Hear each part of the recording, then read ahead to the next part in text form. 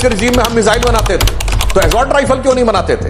मैं चुनौती से पूछता हूं, बताएं असॉल्ट राइफल कहां बनती थी भारत में? प्रधानमंत्री जी की 11 साल में जो असफलता है ना, प्रतिशोध की राजनीति की, सिर्फ इंडियन डायस्पोरा को विश्व भर में एड्रेस करके कांग्रेस को बदनाम किया। कब सीखेंगे ये कि हम इलेक्ट्रॉनिक वॉरफेयर में हमने तैयारी नहीं की? 2019 के बाद चीन ने पाकिस्तान की तैयारी कराई, आप आंख बंद करके बैठे रहे। आइए देखते हैं मजा आएगा। तीन बड़े आरोप है। वो कह रहे हैं, एक तो हम वॉर के लिए प्रिपेयर्ड नहीं थे, हम युद्ध के लिए तैयार नहीं थे, हमने अपने आप को एडवांस जो सॉफ्टवेयर के जरिए जो आजकल युद्ध लड़ा जा रहा है, जो इलेक्ट्रॉनिक्स के जरिए लड़ा जा रहा है, उसमें आपकी तैयारी जीरो थी। पार्टी बदल लिया साला।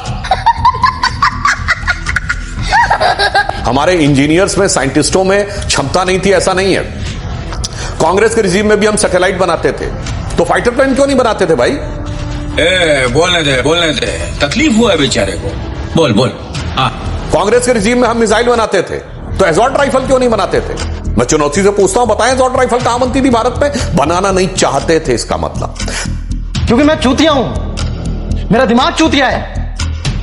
ताकि बाहर से खरीद फरोख्त होती रहे हथियारों की, और उसमें जो कुछ चलता है वो चलता रहे। इसीलिए आज की डेट में भारत के अंदर जो आत्मनिर्भरता आई है, वो सबसे ज्यादा बड़ा परिवर्तन यदि किसी क्षेत्र में मोदी जी की सरकार आने के बाद हुआ है पिछले 10 सालों में, तो वो डिफेंस प्रोडक्शन के क्षेत्र में हुआ है। वाह मोदी जी, वाह। यही नहीं, अभी और सुनिए। और मैं विनम्रता से परंतु दृढ़ता के साथ चुनौती देके पूछता हूं, बताइए 2004 से 14 के बीच में कोई डिफेंस डील हुई हो? Name a single defence deal. No. हमारे में तेरे बाप को मत सिखा, चल। अफाल ना खरीदा जा सके, उसके लिए जमीन आसमान के कुलाबे एक किए थे, कोर्ट तक गए थे। मैं पूछना चाहता हूं दर्शकों से, ये कहना चाहते थे ना इजराइल और हमास के मामले में फिलिस्तीन के पक्ष में खड़े हो जाओ। प्रियंका गांधी फिलिस्तीन का बैग लेके आई थी। क्या कर रहे हैं यार, तू मजाक है क्या? आप क्या बहुत ज्यादा पीते हो क्या? आज मैं पूछना चाहता हूं, आज इस वॉर के समय में इजराइल की हमें जरूरत है या फिलिस्तीन हमारे लिए कुछ कर सकता है? जवाब दे के जाएं भाई जी, उसके बगैर न जाएं।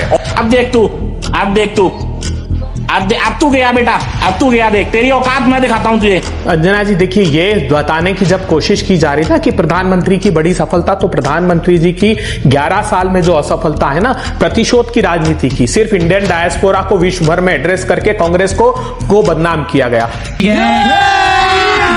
अभी मजा आएगा ना भिड़ो। अगर मोदी सरकार सिर्फ यही प्रचार तक अपने आप को, समाचार की सुर्खियों तक सीमित रखेगी, तो इस देश को बहुत बड़ा नुकसान होगा। प्रधानमंत्री जी का पहला स्पीच सुनिए 2014 में, जब सारे तीनों फोर्सेस के कमांडर से बात की, तो उन्होंने कहा कि हमारा जो एनिमी है वो दिखता नहीं है, लेकिन हमारा थ्रेट दिखता है। इसका अर्थ यह था कि प्रधानमंत्री जी ने पाकिस्तान को दुश्मन नहीं माना, सिर्फ आतंकवाद को माना। ये फंस गया सीएम। ये पहली गलती उन्होंने की और तब से लगातार करते आ रहे हैं। कब सीखेंगे हम, कब सीखेंगे ये कि हम इलेक्ट्रॉनिक वॉरफेयर में हमने तैयारी नहीं की? 2019 के बाद चीन ने पाकिस्तान की तैयारी कराई, आप आंख बंद करके बैठे रहे। इस सज्जन को क्या तकलीफ है भाई? क्या तकलीफ है इनको? आपने इलेक्ट्रॉनिक स्पेक्ट्रम मैनेजमेंट सिस्टम को पढ़ा ही नहीं, जानने की कोशिश ही नहीं की। हम बहुत पिछड़ गए इस दृष्टिकोण से। खत्म, बाय बाय, टाटा, गुड बाय, गया।